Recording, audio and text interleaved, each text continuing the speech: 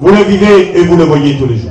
Quand Nicolas Sarkozy veut casser l'école de la République, quand il veut casser la fonction publique, il dit à l'ensemble des citoyens que vous n'avez plus droit au mérite par votre travail, que vous devez demain essayer de quémander un espace de relationnel avec les uns ou les autres pour essayer de promouvoir ou de vous inscrire dans la vie.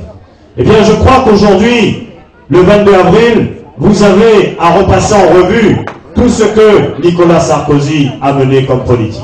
Nous sommes aujourd'hui dans une situation extrêmement insupportable, où il est en train de monter, après avoir stigmatisé les fonctionnaires, il est en train de dire, eh bien ce sont les bénéficiaires des minima sociaux qui sont aujourd'hui des pseudo-parasites de la société, et il est en train de dire que les chômeurs sont aujourd'hui des incompétents qui ne veulent pas travailler et qui refusent des formations.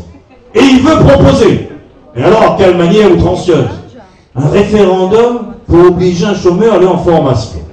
Vous avez entendu parler de ça, mes voisins? Il veut que nana ait un référendum pour dire est-ce qu'un chômeur, il doit aller en formation. Mais il prend n'importe quel chômeur, nana qui est là, mais il faut qu'il connaisse deux, quand. Ah ben là, 2, 3. Allez rendre avec nous là un peu, c'est une formation, pas pour. Bien sûr que la pointe. Aujourd'hui, il faut arrêter de mettre l'accent sur ceux qui ne sont pas en formation. C'est d'abord la faillite de son système.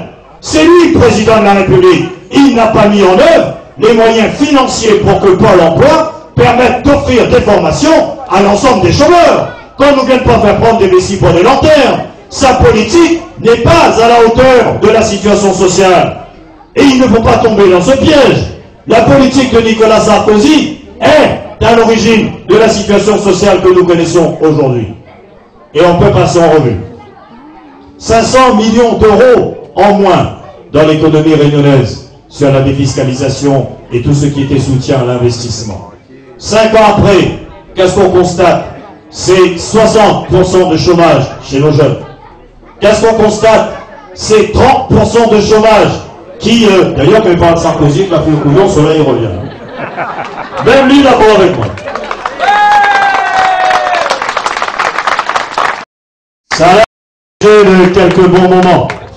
Et nous souhaitons que, bien évidemment, ce moment-là soit bien évidemment partagé et nombreux. Alors, il faut aujourd'hui remettre sur la table le bilan de celui qui se présente à nous comme si c'était un sous-neuf et qui voulait tout d'un coup transformer la République en une France forte.